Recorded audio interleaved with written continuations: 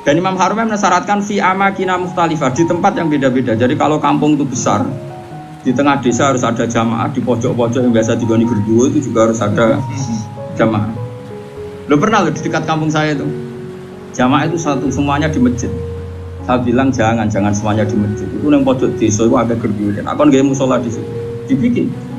Yo gerduwonya mirip tenang. Ini penting saya utarakan karena tadi malaikat itu kan di semua buminya Allah itu akan nangis kalau ada bumi yang nggak dipakai sholat, nggak dipakai sujud. Karena malaikat ini menstatuskan bumi itu makhluk sujud. Makanya kata Rasulullah waju'ilat lanal ardu kulluha masjidan, semua bumi Allah itu hakikatnya adalah tempat sujud. Sehingga kalau nggak ada sujud itu ya kecewa. Bumi ini kecewa sekali kan. Makanya harus fi amakina mukhtalifah, tempatnya harus beda-beda di mana-mana. Supaya syiar. Kulo niku lami sangat di pikiran iki dan ini pasti benar. Sing darani salat iku nglakoni salat. Ya sing darani salat iki nglakoni nopo? Salat. Terus kulo mulai takbir ngantos salam niku jenenge nopo? Salat. Kemudian kita ini hidup di dunia nyata. Misalnya kena ramangan itu ora iso salat. Awak lemes iku ngadeg ora iso apa meneh nopo? Salat. Sehingga ada wasail, wong kon mangan ben kuat sholat. Kemudian ada wasail lagi, misalnya gini, ini pengono tenan. Nabi Ibrahim itu nabi yang luar biasa. Beliau Khalilur Rahman. Dia tahu kalau fisik manusia itu kalau tidak makan itu tidak bisa sholat.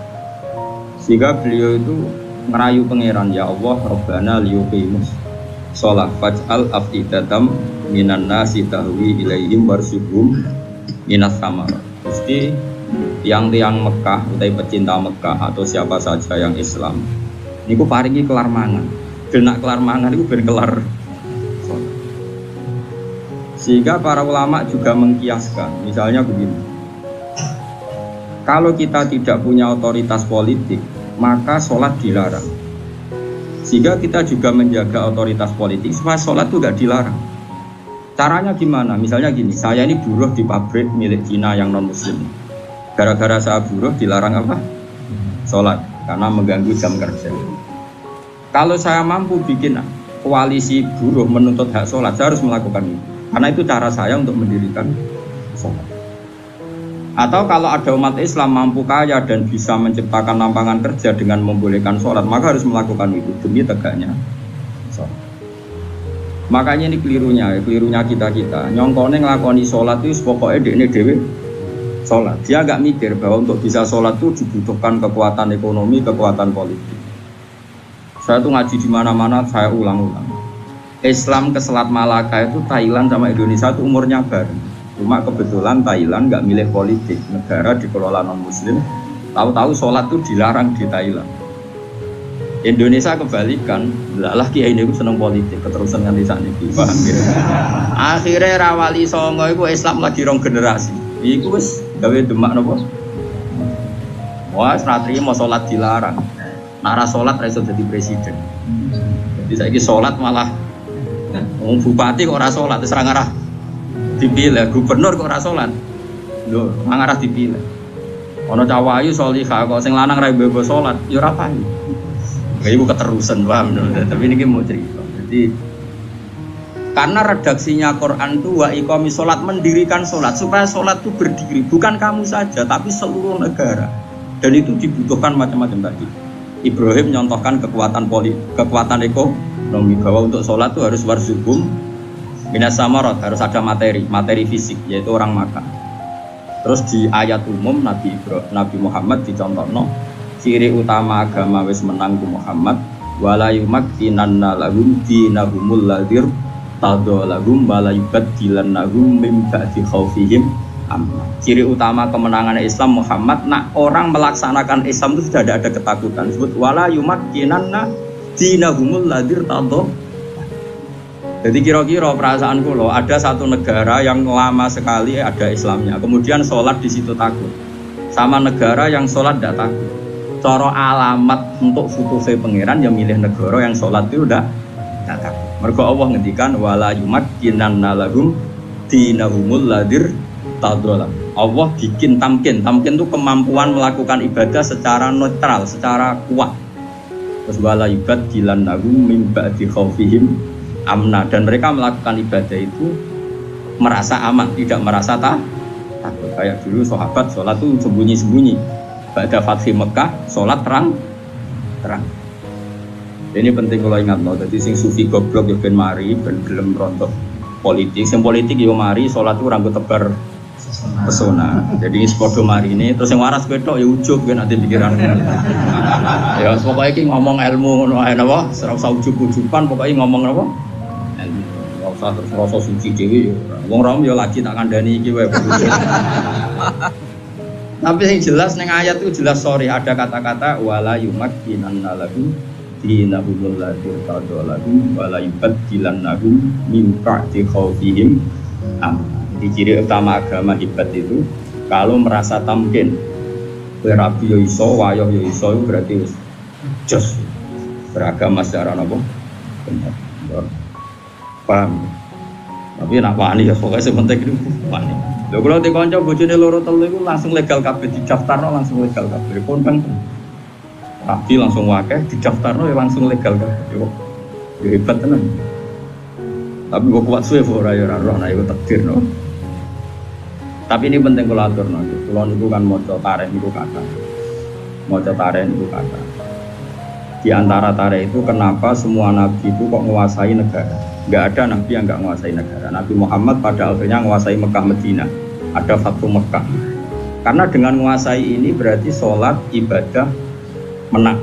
Sholat ibadah menang. Kalau enggak ya dilarang. Dulu orang sholat di Masjid Haram itu dilarang. Dulu orang Islam sholat di mana-mana dilarang. Sampai Islam kuat. Terus berani terang-terangan sholat fasda gimana kok? Di Indonesia sekarang luar biasa, malah pejabat yang nggak sholat tuh dijeng wong. Kira-kira malah rada. Golek bojo wong ra sholat saiki kangen. Musibah. Wes pokoke jos. Tambah kowe ketok khusuk, sawangane tambah gampang rabi. Jajal misalnya Mustafa nganti baduk ngecap koyo wayah iku koyo mungkin. Lah berhubung sujude urung kaya kan sah ta ora wayo dengan bathuk ngene. Maksudnya geng meyakinkan kan. Kaya orang iso ngajak ning swarga lah. Pokoknya dengan rai seperti ini tuh masih. Coba dekne wis abid. Goni syarat sugih abid tok. Wis pokoke lakoni wis nawani. Tapi ini penting kalau terang ya. Makanya istilahnya wa iqamis shalah, mendirikan. Jadi sholat itu berdiri. Terus kedua kata Imam Haromen, sholat itu harus fi amakina mukhtalifatin, di tempat yang beda-beda, sing ma'rufah, sing dikenal. Jadi wong kok sholat ning isor pring dhewean itu gak sah dari Imam Haromen.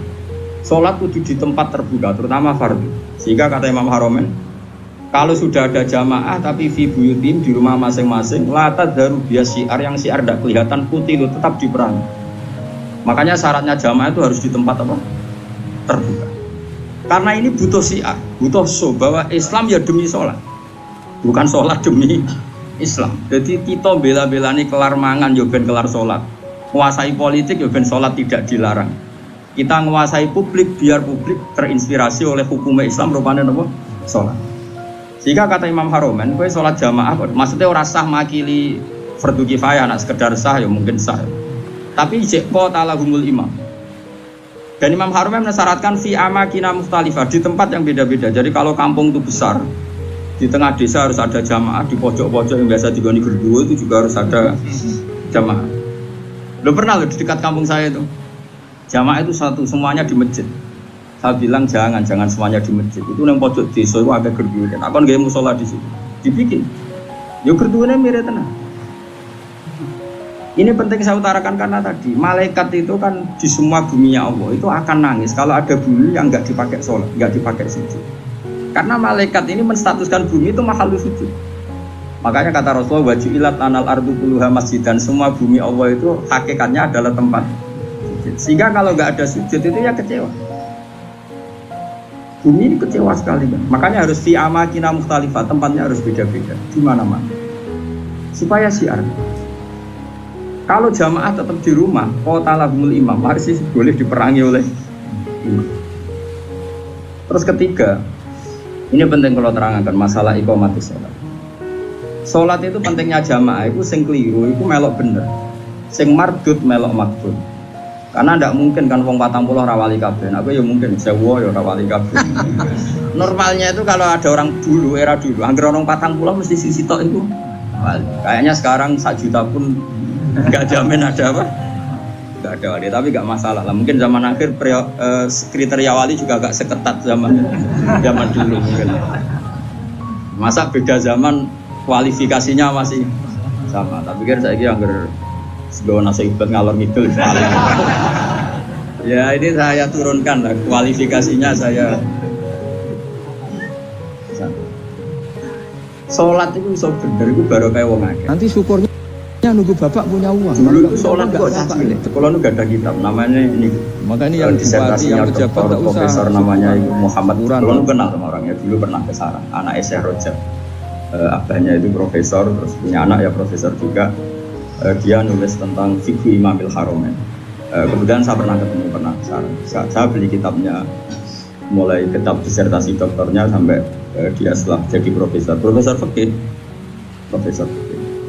Dia ngarang judulnya fikih Imamil Haromen. Dia nganalisis cara berfikihnya Imam siapa? Haromen itu gurunya Imam Ghazali. Wah itu lama yang luar biasa betul. Dia itu orang Irak. Nanti syukurnya nunggu bapak punya uang. Kalau nggak punya uang nggak apa-apa. Dia udah punya Mekah. Mulang. Nanti syukurnya nunggu bapak punya uang. Ngawur wong alim tuh coba apa yang nunggu. Maksudnya ngawur itu pancen bahasa Arabe tenanan itu ismam ku budek itu ora peduli. Mulane tak terjemah ngawur, ora koyo ngawur ku ora ono kiase.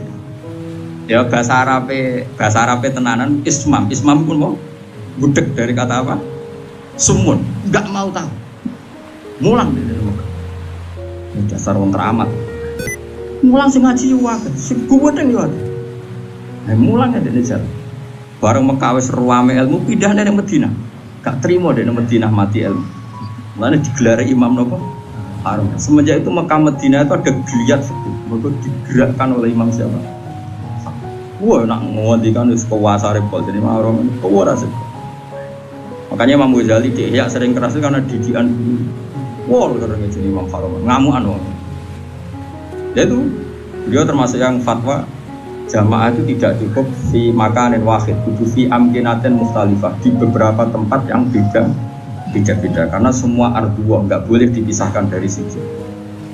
Sehingga terus dia untuk gelar nopo imam nopo Haromen. Kalau ada kitab sekitar berapa jilid ya, ada 8 jilid atau 9 jilid yang kitab karangan beliau namanya Nihayatul Matlab fi Dirayatil Madhab. Itu kitab Indo. Jadi Imam Ghazali alim gitu itu karena barokahnya dididik Imam siapa? Haromen itu luar biasa. Yang paling saya kenang dari Imam Haromen itu nak ngendikan itu ambek ngamuk. Wis masyhur. Kok yang menang kalah itu ngamuk. Tapi ngamuk wong alim ya tetap keramat terus. Kok ngamuk ya tidak cilik.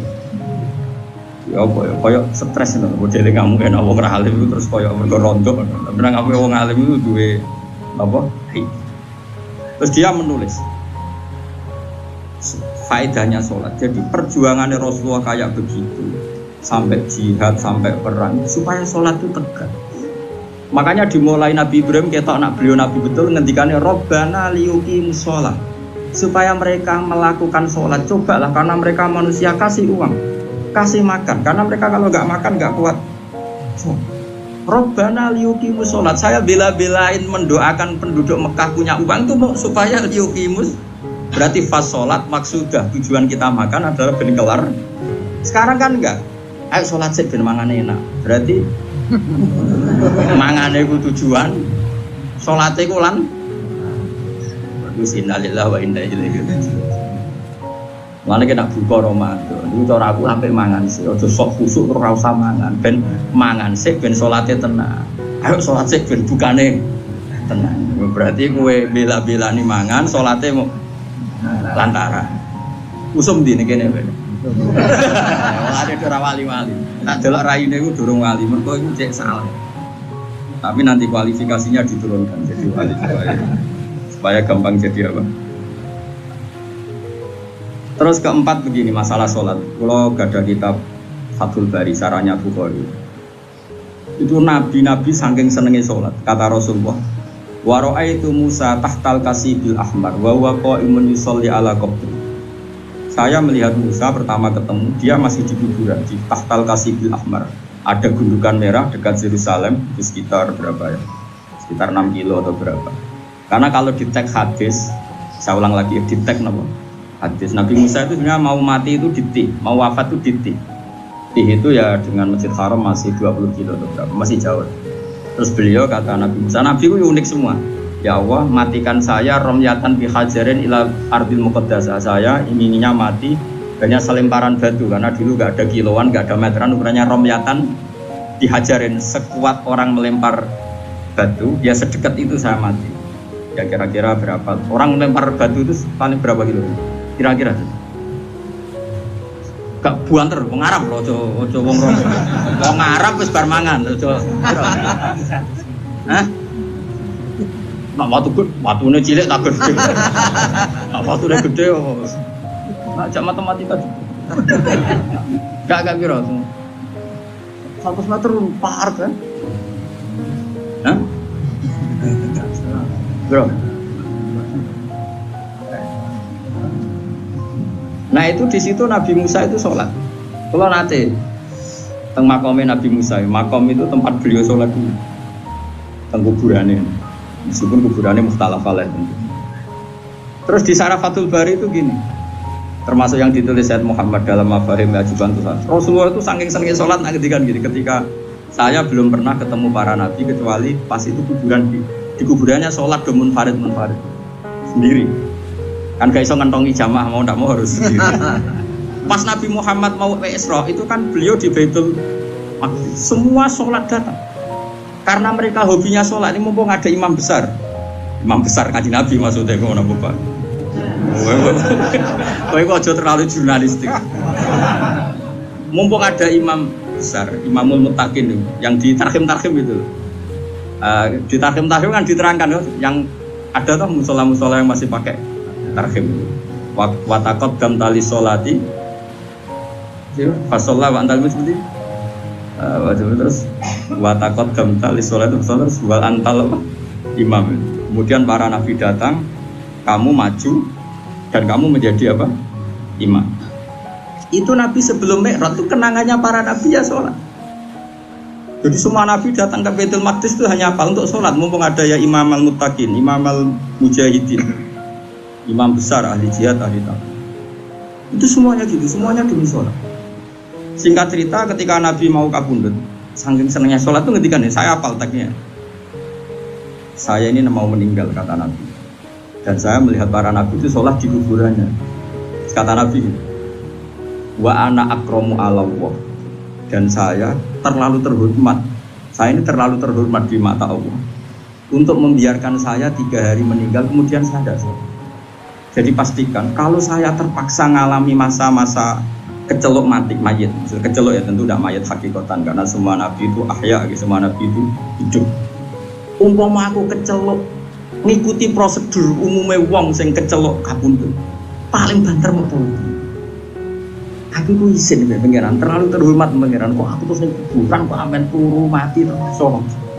Jadi nabi cita-cita terbesar beliau setelah meninggal pun itu mau melakukan wa ana aqramu ala.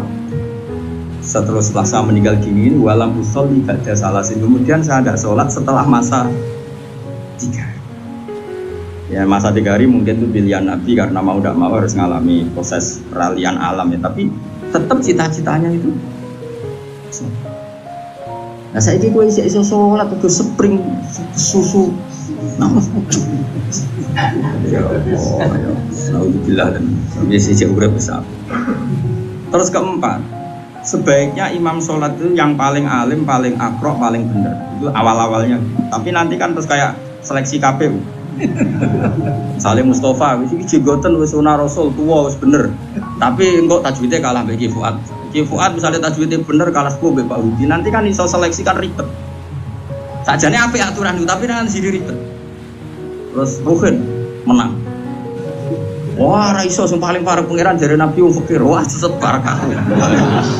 Wah, yo repot. Dulu itu sholat itu memang diseleksi betul. Karena ya umul qauma aqra'uhum li kitabillah, yang paling berak ngimam itu yang paling akro, yang paling afqah, yang paling asan, yang paling aqdam hijratan. Kan ada aturannya. Satu yang paling bacaannya benar. Benar tok harus tahu apa maknanya. Karena kalau nggak tahu maknanya itu kalau wakaf itu fatal. Ya fatal tuh Pak Udi. Misalnya orang wong wacanane apik terus wakafnya gini. Innallaha la yastahyi terus wakaf. Ayo prono. Mulane wong-wong sing korek suarane apik mbok do tobat, belajar maknane Quran. Kadang wakofe iku fatal. Ya ono sing wakaf ngene misale. Apa itu? Innama yastajibul ladzina yasma'una wal mauta. Berarti artinya terus piye? Dadi sing nampa dakwahe pangeran iku wong kula niku cara pantes wae ngarang bapak kofasol. Tapi kira-kira do angel bali lho wis rugi. Jadi yang keliru di Indonesia ini kritik saya terbuka pada yang belajar tajwid hanya makhraj. Sebetulnya dulu definisi tajwid itu tidak hanya makhraj, termasuk ma'rifatul wukuf wal wusul. Makanya nenggone Jazariyah wa ba'da tajwidi kalil hurufi la budda min ma'rifatil wukufi. Jadi wakaf itu inti tajwid, tapi sekarang wong muni ahli tajwid itu maknane makhraje tok. Wakaf asal jeblok sehingga ana wong wakaf inna wa la yastah. Ya prono. Tapi zaman sing so sempurna itu sapa ya sudah sing iki tampa wae zaman akhir semua. Cuma sebetulnya kalau mau belajar tajwid itu ya sak paket belajar wakaf dan wasol. Karena sekali salah itu fatal. Pemene wakaf juz 24. Wa kadzalika haqqat kalimatu rabbika 'alal ladzina kafaru annahum ashabun naril ladzina yahmiluna al-arsya malah tuhu malaikat Jibril. Mergo niku ana ashabun nar disifati alladzina yahmiluna al-arsya. Ono halus. Makanya wakaf ini penting sekali. Lho kula nu gada kitab karangane Hasan bin Hadi Asegaf. Saking judulnya kitab Al-Jauharul Masun fi Qiraati Qalun, qiraahnya Nafi yang riwayatnya Qalun. Sampai saking jugane Habib Hadi Hasan bin Hadi Asegaf. Itu orang Sadat yang terkenal ahli qiraah. Sampai ngedikan gini, saya ngapal kitab pun wakaf tok. Dakhalal jannah. Saking mangkele wong wis ora belajar. Roh tok 6 sangka wakaf. Iku dakhalal. Lah aku apal ae ketan. Jadi potensi mlebu swarga itu tinggi lah karena 6 ae swarga.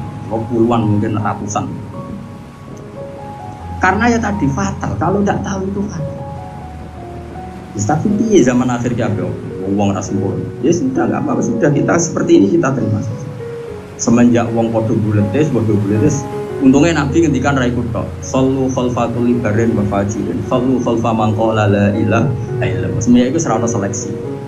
Ane kula nu salat teng putih makmum guling-gilingan nak imam ora usah diseleksi. Koyo KPU wae. Dadi kula wis anggar ana wong imam ya. Hingga detik ini kula sering makmum. Kula sampean kapan-kapan nak tuwa ngimami kapan-kapan. Tapi saniki sementara makmum guling-gilingan nak salat itu sesuatu yang baik bahkan ketika diimami orang yang kurang baik.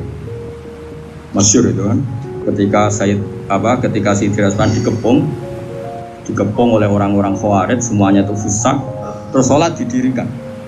Ketika sholat didirikan karena orang soleh itu dikepung diimami muqtadi orang yang sangat berdua bahkan orang yang imam ini termasuk orang yang menghendaki Husain terbunuh Sayyid Utsman terbunuh. Orang-orang baik di dalam gedung termasuk Sayyidina Utsman, Sayyid Hasan bin Ali, terus ada Abu Hurairah, ada beberapa itu.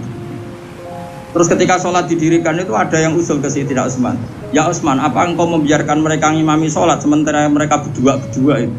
Jawab Sayyidina Utsman lucu, as-sholat ahsanu ma ya'malun nas. Ini ada di Bukhari. Fa idza ahsanan nas fa ahsin ma'hum. Sholat itu perilaku terbaik manusia. Kalau mereka sedang sholat kan sedang baik ya sudah nggak apa-apa kamu makmum. Setidaknya pas sholat itu sedang baik. Saking arifnya Sayyidina Utsman. Makanya sama makmum rugen ya bolak-balik. Setidaknya pas sholat itu pas waras. Lah kok pas beto ya pas rata anut tuh. Pas sholat Pak Mustafa itu pas sholat ya tanut. Tapi nak pas turu kaji ya rata anut. Jadi sementing itu pas sholat itu kearifan.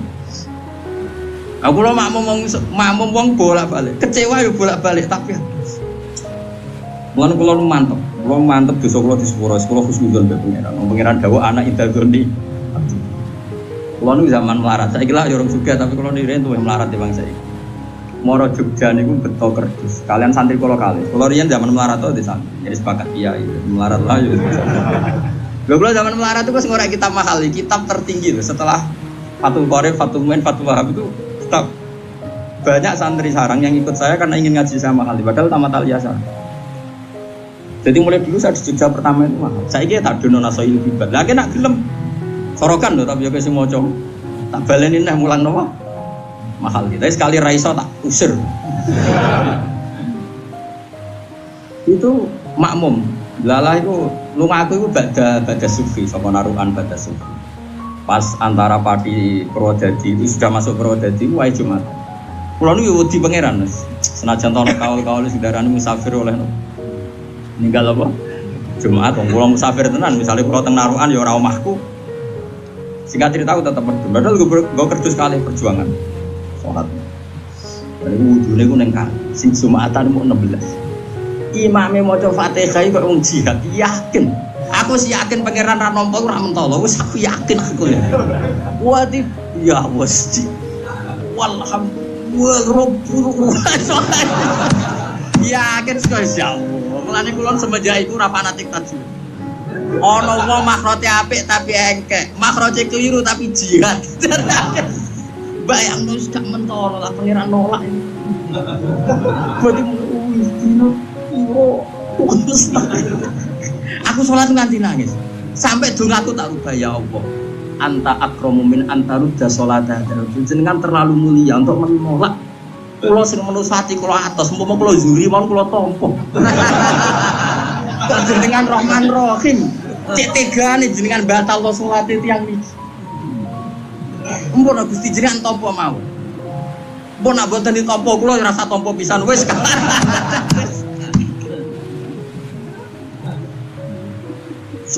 Tapi kalau tetap majibno makhraj iki mau cerita kira usah melo-melo aja terus sensitif kok cawe wedok sensitif. Gus kok gak majibno makhraj sembrono ya tetap wajib makhraj wajib. Kalau Imam Jazari sebuti wahakadha menyu ilaina napa wasola itu. Jadi Quran harus dibaca dengan tajwid karena mulai dulu ya Quran dari Rasul sampai kita ya dengan apa? Tapi ada kasus-kasus tertentu yang tajwid itu nggak bisa kamu wajibkan tadi. Daerah itu sudah terbelakang, ba'idun minal ulama.